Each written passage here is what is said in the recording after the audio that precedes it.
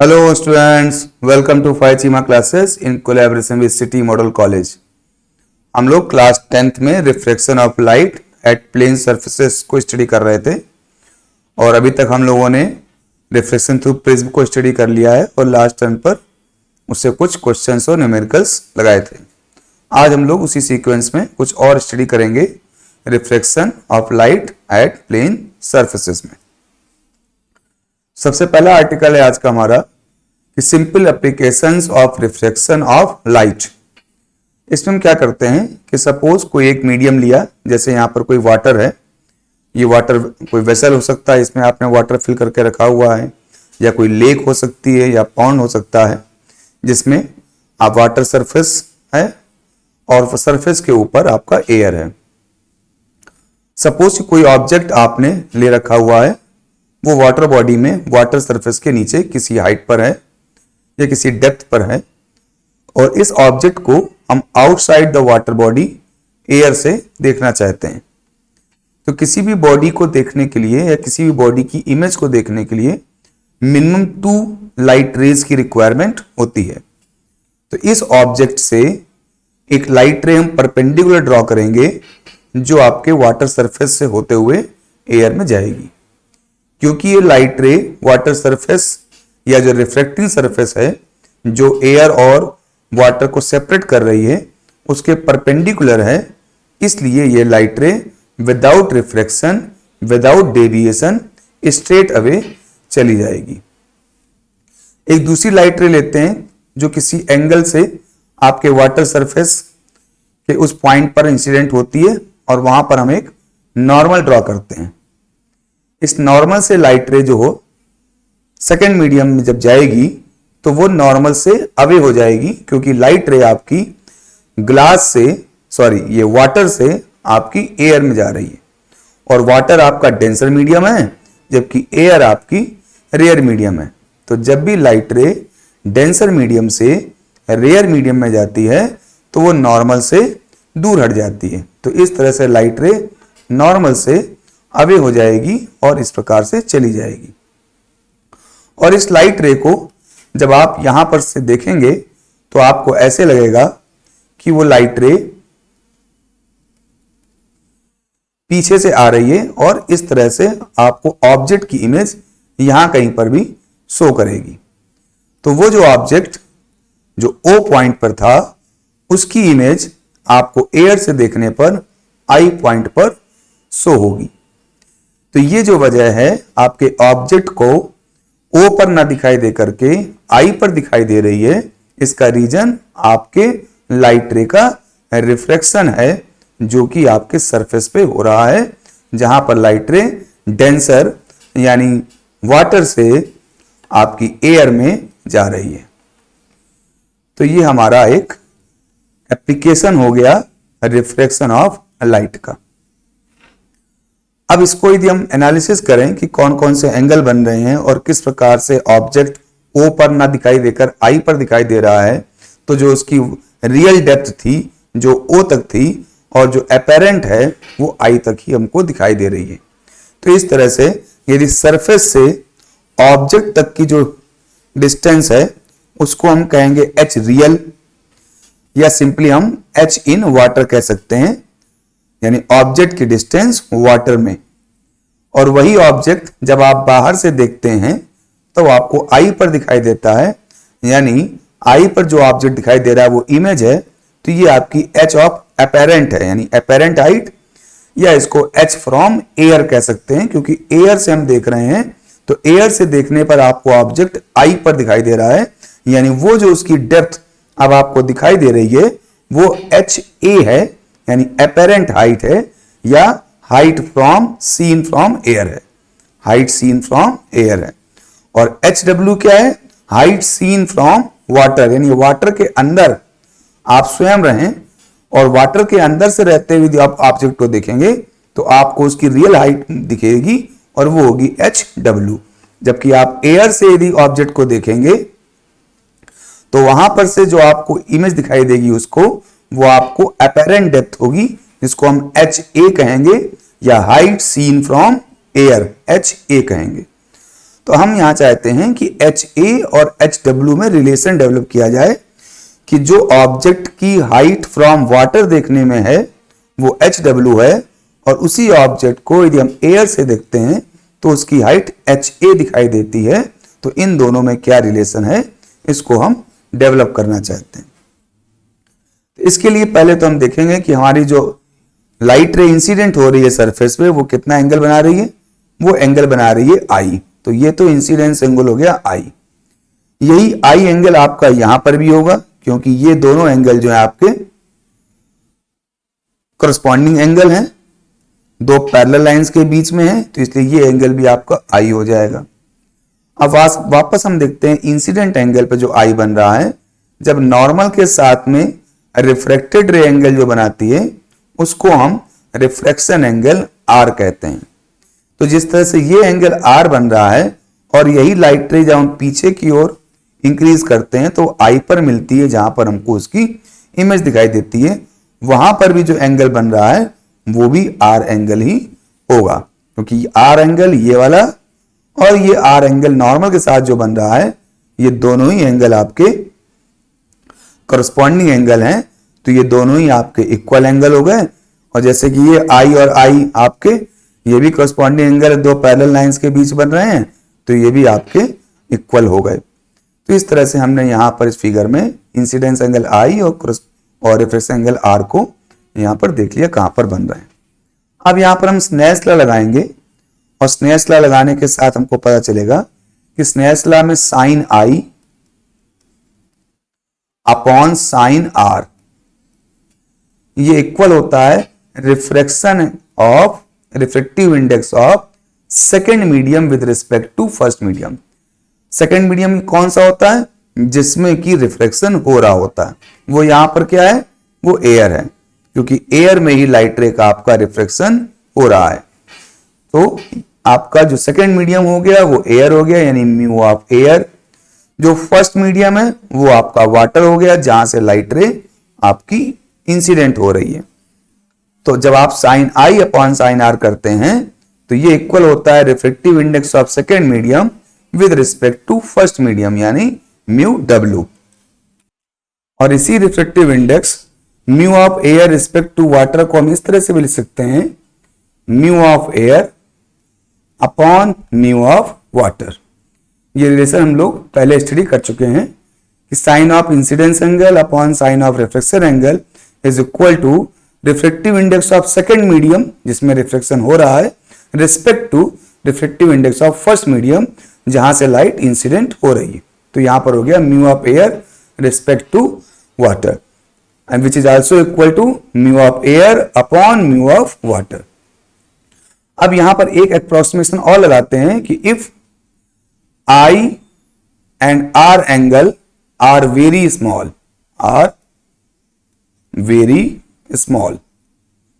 ऐसा कब होता है, जब इनको वर्टिकल व्यू करते हैं, हम लोग वर्टिकली देखना चाहें, जब वर्टिकल देखेंगे तो ये I और R जो एंगल होंगे वो बहुत छोटे होंगे, और उस कंडीशन में हम क्या कहते हैं कि sine I is equal to I, और उसी को हम लोग tan I भी कह सकते हैं, और इसी तरह से sine R is equal to R, और उसको tan R भी कह सकते हैं। लेकिन ऐसा तभी होता है जब I और एंगल, जो एंगल्स होते हैं, जब कभी बहुत छोटे होंगे तो साइन थीटा को सिंपली थीटा या आप tan थीटा लिख सकते हैं एज पर आवर रिक्वायरमेंट। तो यहां पर हम ये अप्रोक्सीमेशन ले रहे हैं कि फॉर वर्टिकल व्यूइंग, जब वर्टिकली हम ऊपर से देखते हैं तो I और R एंगल बहुत छोटे होंगे, उस केस में साइन I को I कह सकते हैं और I को tan I, साइन R को R कह सकते हैं और R को tan R कह सकते हैं। तो जो हमारी फर्स्ट इक्वेशन होती है वो यहां पर कन्वर्ट हो जाती है इस तरह से, mu A upon mu W is equal to sine I की जगह tan I और साइन R की जगह tan R। अब ऐसा क्यों किया, इसका रीजन ये है कि हम यहां पर देखें अपने फिगर में, तो फिगर में हमको दो ट्राइंगल मिल रहे हैं। एक ट्राइंगल मिल रहा है OP एंड Q। ये Q एंगल है आपका जहां पर लाइट इंसिडेंट हो रही थी, ये P पॉइंट है, ये Q पॉइंट हो गया जहां पर लाइट इंसिडेंट हो रही थी, ये P पॉइंट है जहां पर आपकी लाइट रे परपेंडिकुलर थ्रू कर रही थी।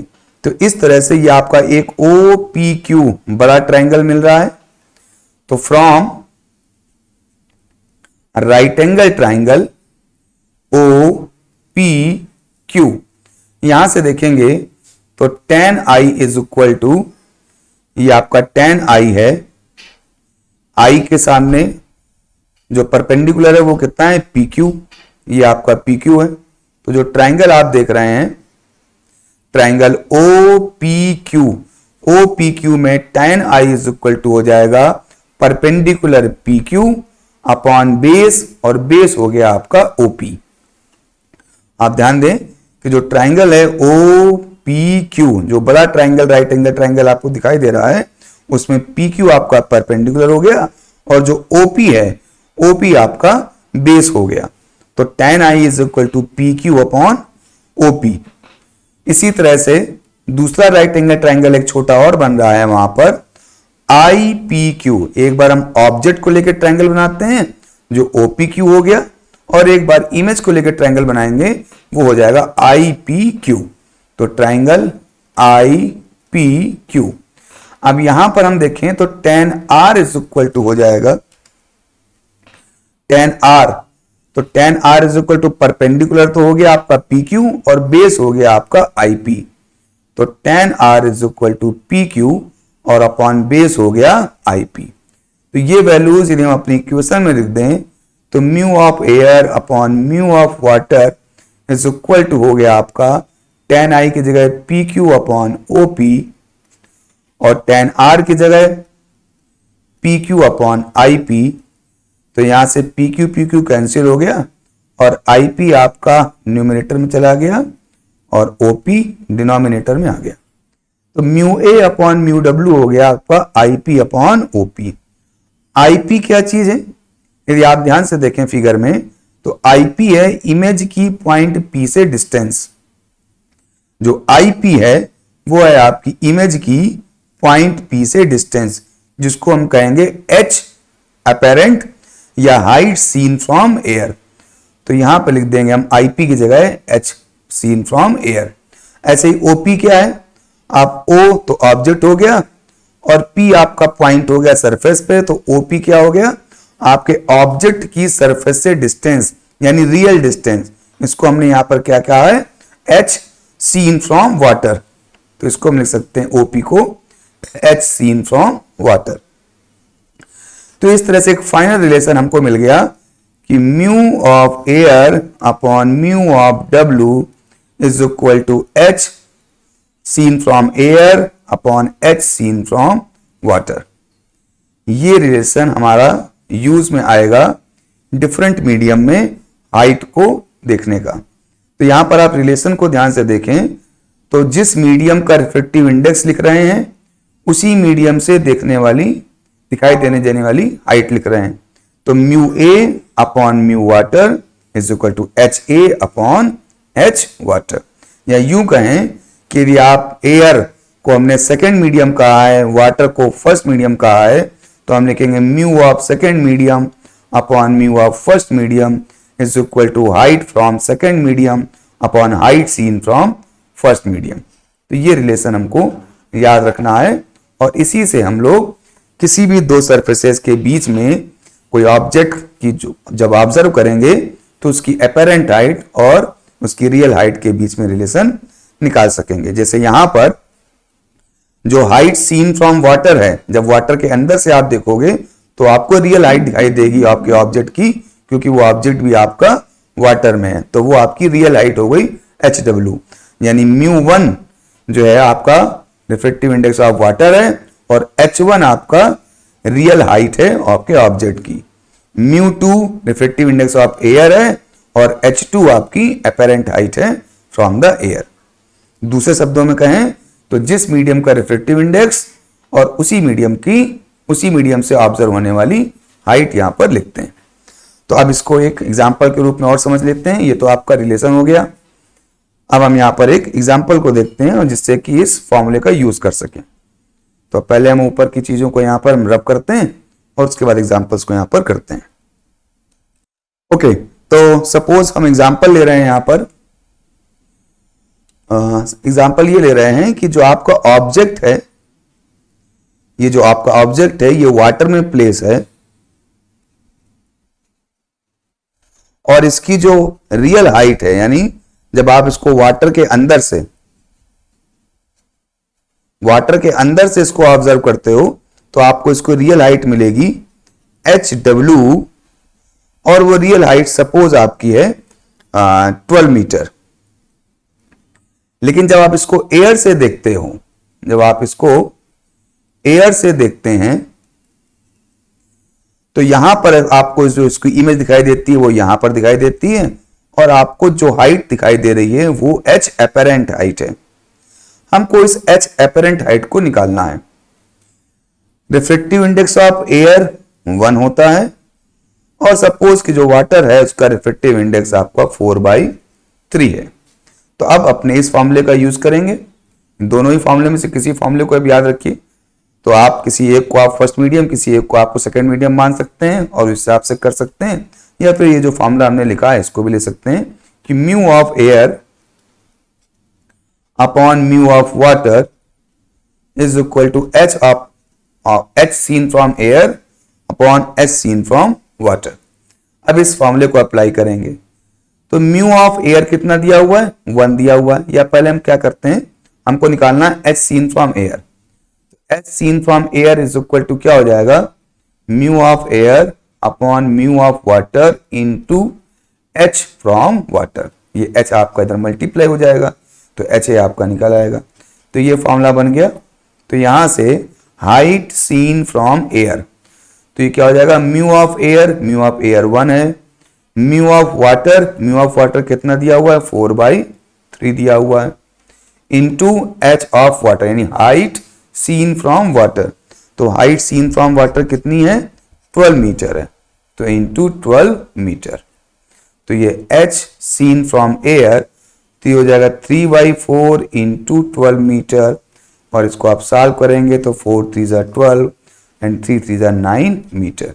यानी H सीन फ्रॉम एयर, या यूं कहें कि अपेरेंट डेप्थ आपकी आ गई 9 मीटर। यानी रियलिटी में जो ऑब्जेक्ट है वो 12 मीटर है, लेकिन जब आप एयर से देख रहे हो तो उसकी हाइट आपको कम दिखाई दे रही है। यानी जिस मीडियम से आप देखते हैं, यदि जिसका रिफ्रेक्टिव इंडेक्स कम है, उस मीडियम से आप ऑब्जेक्ट को देखेंगे तो आपको उसकी डेप्थ या उसकी डिस्टेंस कम दिखाई देगी। वहीं जब आप ऐसे रिफ्रेक्टिव इंडेक्स उस मीडियम से देखते हो जिसका रिफ्रेक्टिव इंडेक्स ज्यादा है, तो आपको हाइट भी ज्यादा दिखाई देगी। ओके, तो ये एक एग्जांपल हमने यहाँ पे यूज किया अपने उस फॉर्मूले का यूज करते हुए, जिससे कि हम लोग अपेरेंट हाइट या किसी मीडियम में कितनी हाइट दिखाई देगी उसको हम यहां से निकाल सकते हैं। अब आगे देखते हैं। अभी जो हमने देखा था, अभी तो ये देखा था कि ऑब्जेक्ट हमारा डेंसर मीडियम में है, और डेंसर मीडियम से इस प्रकार से लाइट रिफ्लेक्ट होके हमारे पास रेयर मीडियम में आती है, और हमको ऑब्जेक्ट अपनी रियल डिस्टेंस से, रियल डेप्थ से कुछ कम डिस्टेंस में दिखाई देता है। अब यहां पर हम क्या करेंगे, हम डेंसर मीडियम से देखेंगे और जो ऑब्जेक्ट रेयर मीडियम में होगा।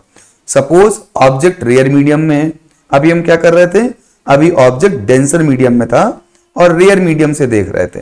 अब ऑब्जेक्ट रेयर मीडियम में है और उसको हम डेंसर मीडियम में देखेंगे। इसको ऐसे समझ सकते हैं कि इस वाले एग्जाम्पल में जो फिश थी वो आपकी वाटर में थी, और ईगल या कोई बर्ड उसको एयर से देख रही थी। तो जब कोई बर्ड उस फिश को देखेगी जो वाटर में है, तो उसको यानी ईगल को या बर्ड को जो अपेरेंट हाइट है वो आपकी फिश की कम दिखाई देगी, जबकि होगी वास्तव में ज्यादा। यहां पर क्या है, यहां पर कोई ईगल आसमान में है या कोई बर्ड एयर में है, और उसको कोई फिश नीचे से देख रही है।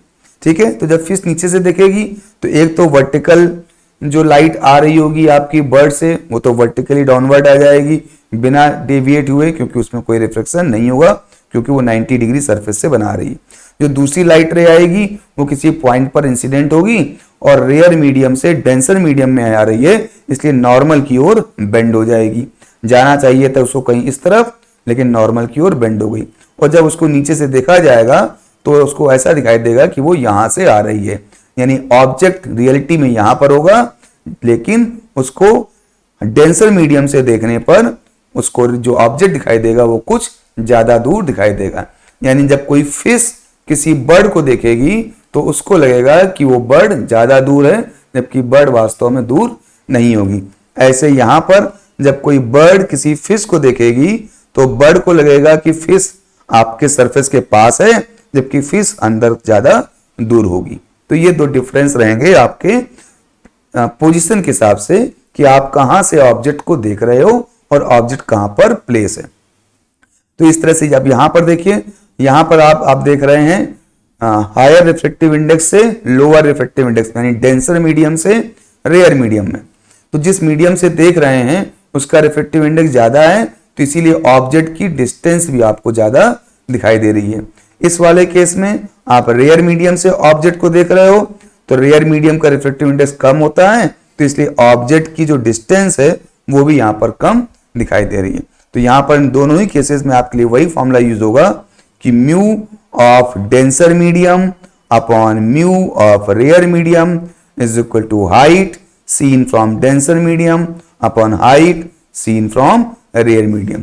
इस फॉर्मूले का यूज करके आप हमेशा किसी भी कंडीशन में आप डिस्टेंस को सरफेस से निकाल सकते हैं कि सरफेस से हाइट एयर में कितनी है। जैसे इस केस की बात करें हम लोग, तो यहां पर ऑब्जेक्ट की हाइट फ्रॉम एयर से यदि हम ऑब्जर्व करें चीज को तो वो हाइट है आपकी HA, क्योंकि ऑब्जेक्ट यहां पर लाई कर रहा है। लेकिन जब उसको हम वाटर से ऑब्जर्व करते हैं तो उसको जो हाइट दिखाई देगी वाटर से वो हो जाएगी HW। अभी HW का कितनी होगी वो आप इस फॉर्मूले से निकाल सकते हो जो यहां पर लिखा हुआ है, क्या कि mu of water upon mu of air is equal to height seen from water upon height seen from air. यानी एयर से भी आप ऑब्जर्व कर रहे हैं तो हाइट ये आप ऑब्जर्व कर रहे हैं, यानी रियल हाइट ऑब्जर्व कर रहे हैं HA, और जबकि वाटर से आप जो हाइट ऑब्जर्व कर रहे हैं वो अपेरेंट हाइट ऑब्जर्व कर रहे हैं जो कि ये है। तो इस तरह से इसी फॉर्मूले को लगा करके आप अपेरेंट हाइट को निकाल सकते हैं। ओके, अब नेक्स्ट देखते हैं यहां पर shift of the object appears to be raise depend upon, यानी जो ये ऑब्जेक्ट हम यहां पर देख रहे हैं एयर से, तो उसमें कितनी शिफ्टिंग हो रही है। तो ये जो डिस्टेंस में चेंज आया है, पहले ऑब्जेक्ट रियलिटी में आपका O पॉइंट पर था, लेकिन ऊपर से देखने पर I पर दिखाई दे रहा है, तो ये जो हाइट में चेंज है आपका, इसको हम कहते हैं शिफ्ट। तो ये शिफ्ट कितना है, यानी शिफ्ट इन डिस्टेंस। तो शिफ्ट इन डिस्टेंस HS का मतलब क्या हो गया, रियल हाइट कितनी है, यानी वास्तव में वो कितनी डिस्टेंस पे था, इसको हम कहते हैं यहां पर H वाटर, क्योंकि वाटर से देख रहे हैं। तो वैसे हम क्या कहेंगे, रियल हाइट। तो real height minus apparent height जो आप एयर से देख रहे थे। तो शिफ्ट ऑफ डिस्टेंस क्या हो जाएगा, height real minus height apparent. इस तरह से आप शिफ्ट इन हाइट को निकाल सकते हैं। तो अभी किन किन बातों पे डिपेंड करता है, तो पहला दिखा रहा है कि डिपेंड करता है रिफ्लेक्टिव इंडेक्स ऑफ मीडियम पे। तो सही बात है, क्योंकि हम लोगों ने दिखा था अभी कि म्यू ऑफ एयर, जैसे ये एयर है और ये वाटर है, ठीक है, ये फर्स्ट मीडियम है, ये सेकेंड मीडियम। तो हम चाहें तो इसको लिख सकते हैं म्यू1 अपॉन म्यू2 इज इक्वल टू हो जाएगा H1 अपॉन H2। म्यू1 का मतलब क्या है, रिफ्लेक्टिव इंडेक्स ऑफ एयर। म्यू2 का मतलब क्या है, reflective index of water. H1 का मतलब क्या है, reflective index seen from first medium, यानी सीन फ्रॉम एयर। H2 का मतलब क्या है, height seen from second medium, यानी हाइट सीन फ्रॉम वाटर। तो वाटर में यदि आप अपने आप को वाटर में रखते हैं और वाटर में रखे हुए ऑब्जेक्ट को देखते हैं तो आपको रियल डिस्टेंस दिखाई देगी, यानी हाइट सीन फ्रॉम वाटर क्या है, वास्तव में H रियल है, ठीक है। और हाइट सीन फ्रॉम एयर क्या है, जब आप एयर से देख रहे हो तो क्या दिखाई दे रहा है, आपको अपेरेंट हाइट दिखाई दे रही है, यानी H फ्रॉम एयर दिखाई दे रहा है। तो इसी फॉर्मूले को आप लिखें तो इस तरह से लिख लेंगे, mu of air upon mu of water. तो HA यहां पर लिखेंगे और HA का मतलब क्या हुआ यहां पर, अपेरेंट हाइट। तो apparent height upon h from water, यानी वाटर से जो आप हाइट देख रहे हैं, क्योंकि ऑब्जेक्ट भी आपका वाटर है, वाटर में ही है, और आप देख भी वाटर से रहे हो, तो इसलिए वो हाइट क्या दिखाई देगी आपको, रियल दिखाई देगी। तो इस तरह से h अपेरेंट क्या हो गई, h अपेरेंट हो गई mu A upon mu W into H R. तो इस तरह से अपेरेंट हाइट आपने निकाल ली। इस अपेरेंट हाइट को यहां पर रख देंगे तो आप शिफ्ट इन हाइट भी निकाल सकते हैं। तो H S is equal to real height minus apparent height, और अपेरेंट हाइट यहां आपने कितनी निकाली, mu A upon mu W into H R. अब एच आर यहां से कॉमन हो जाएगा, तो शिफ्ट इन हाइट कितना हो गया, H R 1 minus mu A upon mu W. अब यदि हम एयर और वाटर वाला ही केस लेते हैं, स्पेसिफिक केस, तो शिफ्ट इन हाइट हो जाएगा एच आर 1 माइनस एयर का रिफ्रेक्टिव इंडेक्स 1 होता है और वाटर का कुछ भी हो सकता है, तो 1 अपॉन म्यू। तो इस तरह से एक रिलेशन निकल आया आपका, shift in height is equal to real height bracket में 1 minus 1 upon mu of water. ठीक है, अदरवाइज ये वाला फॉर्मूला रहेगा, यदि एयर या वाटर की जगह कुछ और आपका मीडियम है तो आप यहां पर μ1 और μ2 को लिख सकते हैं और इस तरह से आप शिफ्ट को निकाल सकते हैं।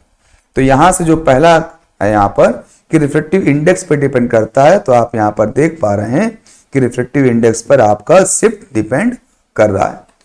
Thickness of the denser medium, जो थिकनेस का मतलब हो गया ये आपकी एच आर जो रियल हाइट है वो कितनी नीचे है, यानी आपका जो डेंसर मीडियम में है उसमें कितना नीचे आपका ऑब्जेक्ट है, यानी थिकनेस आपके डेंसर मीडियम की कितनी है, तो वो एच आर। तो एच आर होता है आपका ऑब्जेक्ट इन डेंसर मीडियम इस पर्टिकुलर केस के लिए। तो इसका मतलब थिकनेस ऑफ डेंसर मीडियम पे भी डिपेंड कर रहा है। फिर है आपका colour of wavelength of incident light. ये वास्तव में बात सही है, क्योंकि डिफरेंट डिफरेंट कलर के लिए रिफ्रेक्टिव इंडेक्स अलग होता है। जब अलग कलर के लिए रिफ्रेक्टिव इंडेक्स अलग है तो उनकी अपरेंट हाइट भी अलग हो जाएगी। तो इस तरह से थर्ड ऑप्शन भी आपका यहाँ पर सही हो गया। यानी ये तीनों पॉइंट ऐसे पॉइंट हैं जिन पर कि आपका जो शिफ्ट है वो डिपेंड कर रहा है, क्योंकि इन तीनों पॉइंट के आधार पे ही आपकी अपरेंट हाइट आएगी, और जब अपरेंट हाइट आपकी इन तीनों पे डिपेंड करती है तो आपकी शिफ्ट भी इन तीनों पे डिपेंड करती है, क्योंकि जो रियल हाइट है वो तो चेंज नहीं होती, वो उतनी ही रहती है। केवल आपकी जो ऑब्जर्वेबल जो आपकी डिस्टेंस है वही चेंज होगी, वो डिपेंड करेगा आप किस मीडियम से किस मीडियम के ऑब्जेक्ट को देख रहे हैं। तो इस तरह से हमने यहाँ पर कुछ स्पेसिफिक चीजों को देखा। कुछ और चीजों को देखते हैं, जैसे apparent bending of A stick under water. तो जैसे कोई वाटर है और उसमें कोई स्टिक है, अब इसको आप बाहर से देखना चाहें तो क्या होगा, इससे एक उसके जो एज से कोई एक लाइट रे निकलेगी और इस प्रकार से बाहर रिफ्लेक्ट होकर चली जाएगी, और जब इसको बाहर से देखा जाएगा तो ऐसा लगेगा कि ये लाइट रे किसी इस पॉइंट से आ रही, और ऐसे ही कोई दूसरी लाइट रे जाएगी वो भी रिफ्लेक्ट होकर निकल जाएगी, और उसको देखेंगे तो इस प्रकार से यहां से आती हुई दिखाई देगी, और जहां पर ये दोनों लाइट रेज कट कर रही होंगी तो आपको इस रॉड की जो एज है वो इस जगह पे दिखाई देगी, और जब इस जगह दिखाई देगी तो आपको ऐसा लगेगा कि जैसे रॉड बेंड हो गई है। तो ये भी रीजन क्यों हो रहा है, ये भी आपका रिफ्रैक्शन की वजह से ही ऐसा हो रहा है, क्योंकि रिफ्रैक्शन की वजह से लाइट रेज आपको जहां से आती हुई दिखाई देंगी, where you see the light rays are coming from that point you see as the edge of your rod, तो आपको ऐसा लगेगा कि रॉड वहां पर बेंड हो गई है। ऐसे कुछ और कॉन्सिक्वेंसेज हैं आपके रिफ्लेक्शन ऑफ लाइट की, जैसे a star appears twinkling in the sky due to change in reflective index of air with temperature.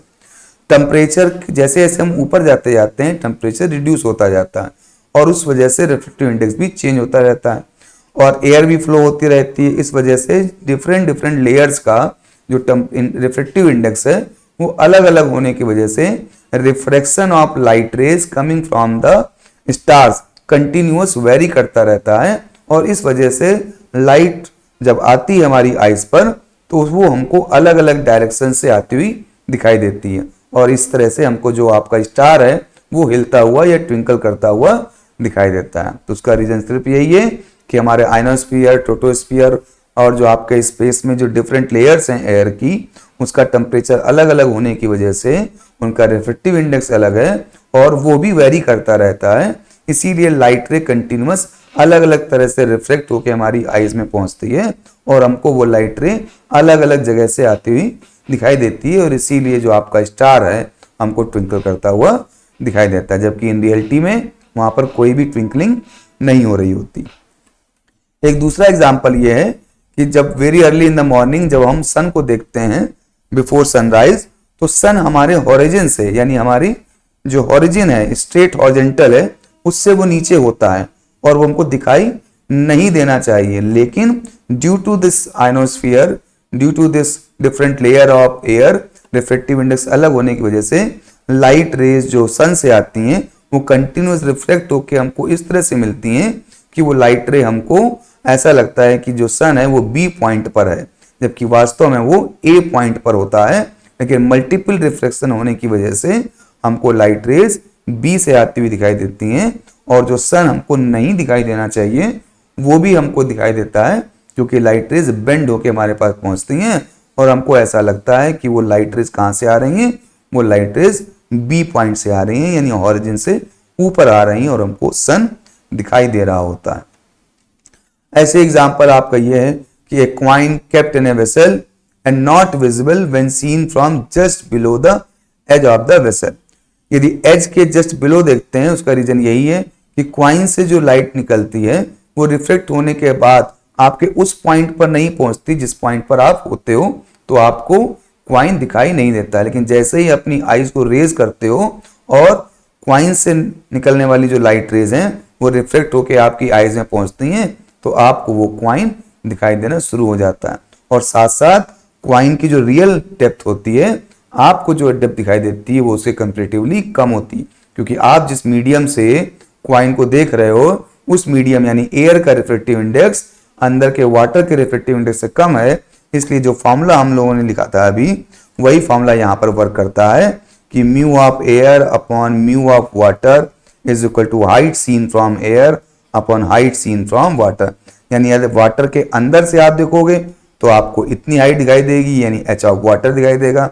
लेकिन जब आप एयर से आप पॉइंट को देखोगे तो आपको जो हाइट दिखाई देगी वो एच सीन फ्रॉम एयर दिखाई देगी, क्योंकि रिफ्रेक्टिव इंडेक्स एयर का कम है, इसलिए हाइट सीन फ्रॉम एयर भी कम हो जाती है और आपको ऑब्जेक्ट कम डेप्थ पे दिखाई देता है, जबकि इन रियलिटी वो उसकी डेप्थ ज्यादा होती है।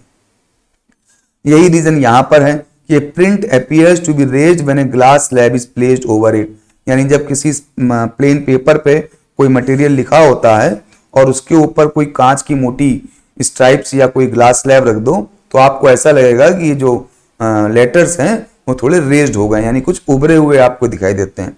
उसका भी रीजन वही है कि यहाँ पर भी जो ऑब्जेक्ट है वो है अपनी जगह पर, लेकिन रिफ्लेक्ट होकर जब हमारी आईज में पहुंचता है तो हमको लगता है कि वो इमेज यहाँ पर है, यानी अपनी रियल पोजीशन से कुछ ऊपर की ओर उठा हुआ दिखाई देता है। उसका रीजन क्या हो गया कि हम देख रहे हैं उसको रेयर मीडियम से, और रेयर मीडियम का रिफ्लेक्टिव इंडेक्स कम है, तो इसलिए रिफ्लेक्टिंग सरफेस से उसकी हाइट भी हमको कम दिखाई देती है। तो यहां पर भी वही रिफ्लेक्शन ही रीजन हो गया आपके प्रिंट को ऊपर दिखाई देने का।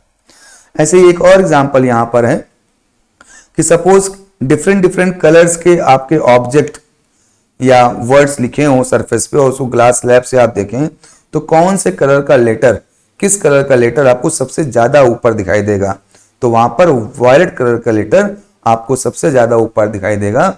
उसका रीजन ये है कि वायलेट कलर का जो रिफ्लेक्शन होता है वो सबसे ज्यादा है और रेड कलर का कम होगा तो वो आपका कम नीचे नीचे दिखाई देगा। रेड कलर का रिफ्लेक्शन सबसे कम हो रहा है, सपोज यही ऑब्जेक्ट ले लें तो रेड कलर की जो लाइट जा रही है, यहाँ पर तो लाइट एक साथ जा रही है और यहाँ पर जाके जो रेड कलर का रिफ्लेक्शन होगा वो कम होगा, तो उसका ऑब्जेक्ट आपको जो रेड डॉट है वो नीचे दिखाई देगी, जबकि जो वायलेट कलर का रिफ्लेक्शन सबसे ज्यादा होगा इसलिए वायलेट डॉट आपको सबसे ऊपर दिखाई देगी। तो इस तरह से जो रिफ्लेक्शन है या जो अपेरेंट हाइट है वो इस बात पे भी डिपेंड करती है कि कौन से कलर की लाइट रे रिफ्लेक्ट हो रही है। जिस लाइट रे के लिए रिफ्लेक्टिव इंडेक्स ज्यादा होगा उसकी अपेरेंट डेप्थ भी उसी हिसाब से चेंज हो जाएगी। जिसका रिफ्लेक्टिव इंडेक्स सबसे ज्यादा होगा उसका रिफ्लेक्शन भी सबसे ज्यादा होगा और उसकी एफेरेंट हाइट भी उतनी ही यहाँ पर कम हो जाएगी, क्योंकि वो ज़्यादा उसमें शिफ्ट हो जाएगा, ज़्यादा वो ऊपर की ओर अपीयर होगा। तो इस तरह से ये कुछ ओके। तो अब ये न्यूमेरिकल देखते हैं। एक a water pond appears to be 2.7 metre deep, यानी एक वाटर पॉन्ड है आपका, it appears that its height is 2.7 metre. It appears, it means it is seen from air. आप एयर से देख रहे हैं तब उसकी जो अपेरेंट हाइट है वो 2.7 मीटर है। If the refractive index of water, refractive index of water is 4/3, find the actual depth of the pond, यानी जो एक्चुअल डेप्थ है वो कितनी है, यानी height seen from the water of a pond, that is HW। यानी pond की real height क्या है वो तभी आपको दिखाई देगी जब आप पॉन्ड के अंदर यानी वाटर से उसको देखेंगे। तो यहां पर उसी फॉर्मूले को लगाएंगे कि mu of air upon mu of water is equal to height seen from air upon height seen from water. Water की चीज को वाटर से ही देखेंगे तभी आपको उसकी रियल हाइट पता चलेगी। तो अब इस फॉर्मूले को अप्लाई करते हैं। तो म्यू ऑफ एयर तो 1 है आपका, म्यू ऑफ वाटर आपका 4/3 है, हाइट सीन फ्रॉम एयर कितनी है 2.7 मीटर, और रियल डेप्थ कितनी है जो आप वाटर से देखेंगे, यानी हाइट सीन फ्रॉम वाटर। तो इस तरह से आपका ये 3 तो ऊपर चला जाएगा, तो 3/4 is equal 2.7 upon height of water. 3 से 2.7 आप 0.9 टाइम्स कैंसिल करेंगे, हाइट ऑफ वाटर इधर ले आइए, तो height of water is equal to 4 का इधर मल्टीप्लाई हो जाएगा, 0.9 into 4 and that would be 3.6 metre. तो height of water is equal to 3.6 metre, यानी आप वाटर के अंदर से जब आप पॉन्ड की डेप्थ को देखेंगे तो वो आपको रियल डेप्थ मिलेगी, और रियल डेप्थ यानी एच ऑफ वाटर कितनी है 3.6 मीटर। तो एक्चुअल डेप्थ आ गई आपकी 3.6 मीटर। नेक्स्ट क्वेश्चन देखते हैं। नेक्स्ट क्वेश्चन है coin is placed at the bottom of a beaker containing water of refractive index 4/3 to a depth of 12 centimetre. यानी इस तरह से कोई आपका बीकर है और उसमें वाटर को फिल करके रखा हुआ है, और यहां पर आपका कॉइन है। इस कॉइन की जो रियल डेप्थ है वो आपको दे रखी है 12 सेंटीमीटर, और आपसे पूछा at what height the coin appears to be raised when seen from vertically above. यानी यहां कहीं भी आपकी जो कॉइन होगा वो दिखाई देगा, तो आपकी एच अपेरेंट कितनी है वो बतानी है। तो फिर से ये जो हाइट होगी ये कहां से दिखाई देगी, ये आपको एयर से दिखाई देगी। जो रियल डेप्थ है वो कहां से दिखाई दे रही है, वाटर से दिखाई दे रही है। तो सेम फॉर्मूला पहले वाला ही, mu of air upon mu of water is equal to height seen from air upon height seen from water. हमको क्या निकालना है, सीन फ्रॉम वर्टिकली एबव, यानी हाइट सीन फ्रॉम एयर निकालना है। तो हाइट सीन फ्रॉम एयर का मतलब हो गया हाइट सीन फ्रॉम वाटर का मल्टीप्लाई कर दें इस तरफ, तो mu A upon mu W into HW। तो म्यू ए तो आपका 1 हो गया, म्यू डब्ल्यू कितना है 4/3, और HW कितना है 12। दिस विल बिकम 3/4 इंटू 12, 4 3 जा 12 एंड 3 3 जा 9 मीटर। यानी हाइट सीन फ्रॉम एयर यानी वर्टिकली एबो से जो आपको हाइट दिखाई देगी उस कॉइन की, दैट वुड बी 9 मीटर। यानी ये जो डेप्थ होगी ये 9 मीटर होगी, जबकि रियल डेप्थ उसकी कितनी है 12 मीटर है। एक नेक्स्ट क्वेश्चन और देख लेते हैं। A postage stamp keep kept below a rectangular glass slab. एक आपका रेक्टेंगुलर ग्लास स्लैब है इस तरह से, और पोस्टल स्टैंप आपका उसके नीचे रखा हुआ है। रिफ्रेक्टिव इंडेक्स आपके ग्लास स्लैब का कितना है 1.5, व्यूड वर्टिकली एबव इट, यानी आपका एयर से इसको देखा जा रहा है, एयर से। It appears to be raised by 7 mm, यानी जब आप ऊपर से देखते हैं तो ये 7 mm 7.0 mm ऊपर रेज हुआ दिखाई देता है। Calculate the thickness of the slab. Thickness of the slab का मतलब हो गया कि कितने नीचे या कितनी हाइट आपके स्लैब की है। तो रियल हाइट सपोज स्लैब की h है, इसको हम t भी कह सकते हैं। तो t नीचे आपका पोस्टर स्लैब था और आपकी साइड पर दिखाई दे रहा है t माइनस 7.0 mm पे दिखाई दे रहा है। 7.0 मीटर ऊपर उठ गया, तो ऊपर से यानी सरफेस से अब कितना नीचे हो गया, टोटल थिकनेस है इसकी t, यानी t नीचे आपका स्टैंप है और दिखाई कहाँ पे दे रहा है 0.7 मिलीमीटर ऊपर, यानी जो ऊपर से जो डिस्टेंस बची वो हो गई t माइनस 7 mm। तो इस तरह से जो h अपेरेंट है वो हो गई t माइनस 7.0 mm और जो रियल उसकी थिकनेस है वो है t और वही हो जाएगी हाइट सीन फ्रॉम ग्लास, यानी टोटल जो डिस्टेंस है आपके स्पॉट की ऊपर से वो उतनी ही होगी जितनी की आपके ग्लास स्लैब की थिकनेस होगी, यानी height of stamp seen from the glass is equal to T. अब हमको टी निकालना है तो यहाँ पर वही फॉर्मूला अप्लाई कर देंगे, mu of A upon mu of glass is equal to height seen from air upon height seen from glass. हमको निकालना क्या है, हाइट सीन फ्रॉम ग्लास। तो इस तरह से यहाँ पर हाइट सीन फ्रॉम ग्लास निकालेंगे तो इसको इस तरफ ले आए और बाकी चीज़ों को उधर ले जाएं। तो height seen from glass is equal to हो जाएगा mu of glass upon mu of air into height seen from air. तो वैल्यूज को पुट कर दें तो म्यू ऑफ ग्लास कितना है, म्यू ऑफ ग्लास आपका दिया हुआ है 1.5 यानी 3.2 और म्यू ऑफ एयर तो 1 होता है। हाइट सीन फ्रॉम एयर कितना है t माइनस 7.0 और हाइट फ्रॉम ग्लास कितना दिया हुआ है t लिया हुआ है। अब इसको हम लोग सॉल्व कर दें, सिंप्लीफाई कर लें तो 2 का इधर मल्टीप्लाई हो गया 2t हो गया, 3 का इधर मल्टीप्लाई हुआ 3t माइनस 21। तो अब 21 को इस तरफ ले आए और 2t को इस तरफ ले आए तो क्या हो जाएगा, 3t को इस तरफ 21 को इधर ले गए और इस तरफ हो जाएगा 3t माइनस 22t। तो 21 इज इक्वल टू आ गया t, यानी t हो गया आपका 21 मिलीमीटर, यानी थिकनेस ऑफ ग्लास स्लैब कितनी है आपकी, वो है आपकी 21 मिलीमीटर या 2.1 सेंटीमीटर, क्योंकि 1 millimetre is equal to 1 centimetre is equal to 10 millimetre होता है। तो इस तरह से कुछ क्वेश्चंस हम लोगों ने कर लिए। तो आज के लिए इतना ही, नेक्स्ट टर्न पर फिर मिलेंगे, तब तक के लिए बाय बाय, टेक केयर।